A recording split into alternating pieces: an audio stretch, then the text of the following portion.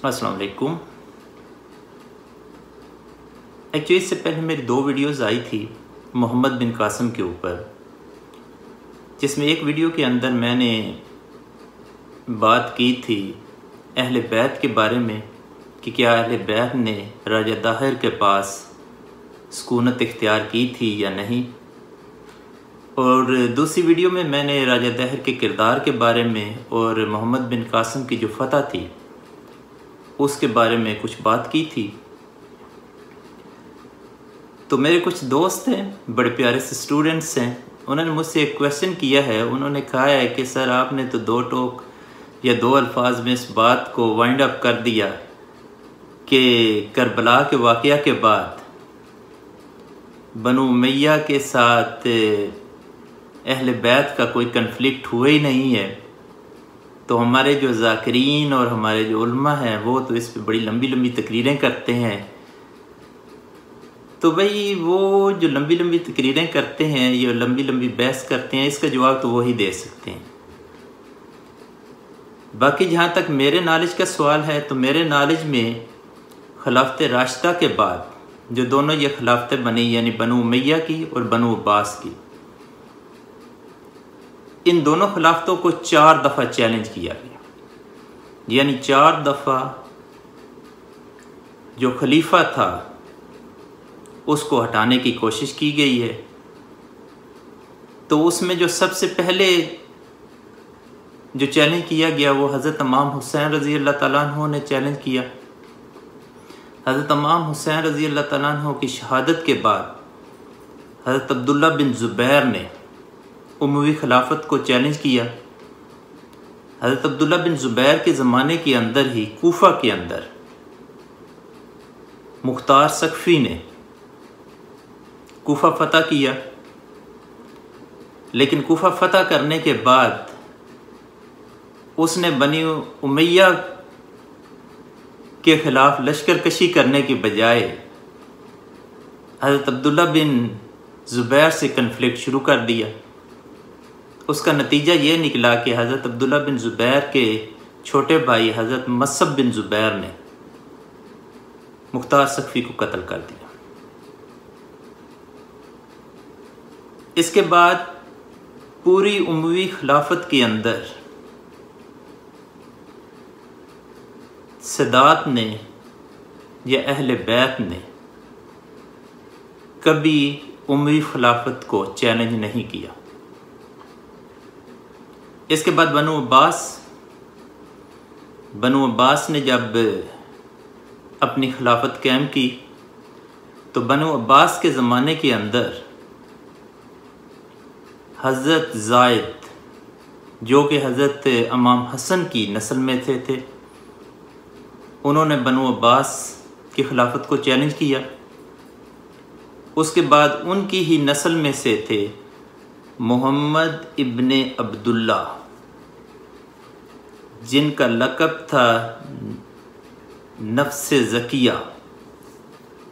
इन्होंने चैलेंज किया। ये 4 ऐसे मौक़े हैं, ये 4 ऐसी शख्सियात हैं जिन्होंने इन दोनों अदवार के अंदर, बनु उमैया और बनु अब्बास के अदवार के अंदर खिलाफत को चेंज करने की कोशिश की। तो ये बात तो रहेगी इन तक। आगे हम आ जाते हैं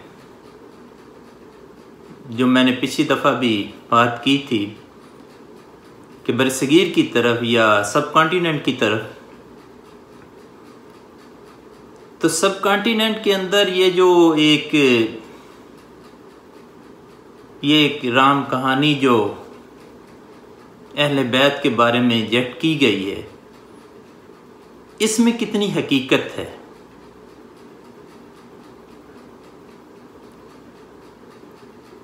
तो इसमें अगर हम बात करें तो ये मुख्तलिफ एक स्टोरी वो सुनाई जाती है कि वो जी मोहम्मद बिन कासिम जो था वो कुछ शहजादों के पीछे आया और वो एक सिक्कों वाली एक स्टोरी जो है, वो सिक्के फ़रोख्त करते जाते थे और वो मुल्तान तक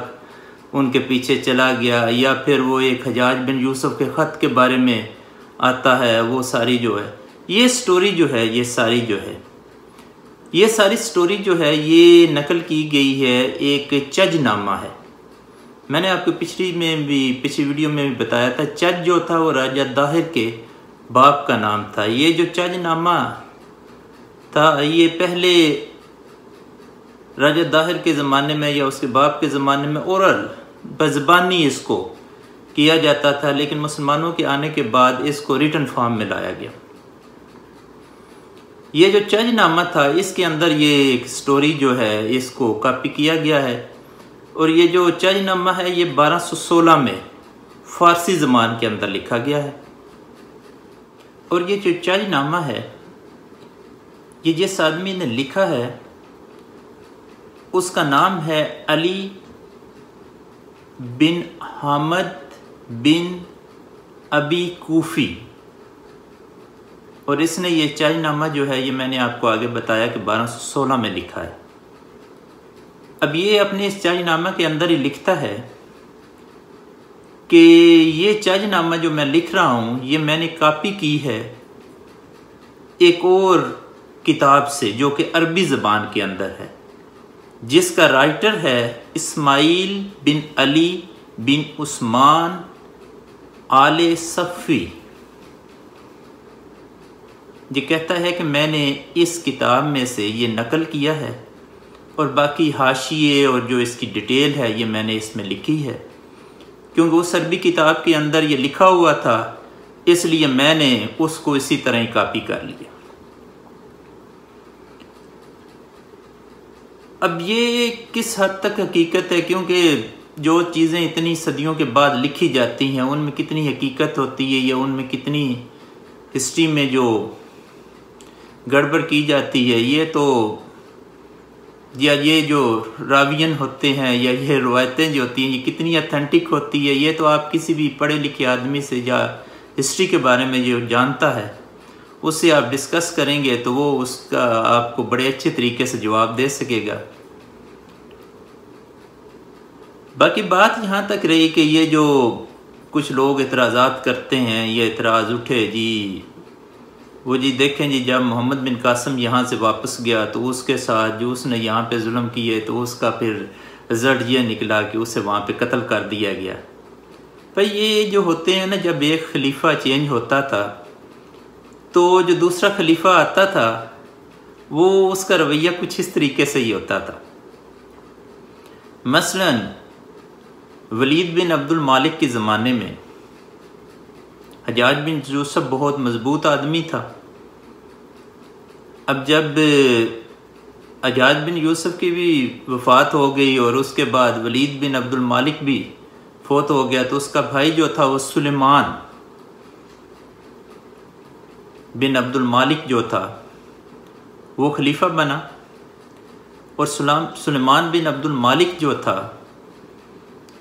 اس کو جو اس کے ایڈوائزرز تھے انہوں نے یہ ایڈوائز کیا کہ جتنے لوگ جو ہیں یہ مختلف سٹیٹس کے اندر گئے ہوئے ہیں یا وہاں کے گورنرز ہیں یا وہاں پہ انہوں نے اپنی اپنی حکومتیں بنائی ہیں یا اسٹیٹ کی طرف سے بھیجے گئے ہیں ولید کے زمانے میں، ان تمام لوگوں کو واپس بلا لیا جائے، کیونکہ یہ تمام لوگ جو ہیں یہ ولید کی فیور کے ہیں۔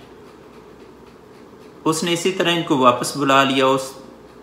کا جو 715 میں یہاں سے محمد بن قاسم کو واپس بلا لیا گیا۔ ادھر اسپین کے اندر موسیٰ بن نزیر تھا، موسیٰ بن نزیر کو واپس بلا لیا گیا۔ اس کے بعد طارق بن زیاد کو واپس بلا لیا گیا، اور ان تمام لوگوں کا حشر ایک جیسے ہی ہوا ہے،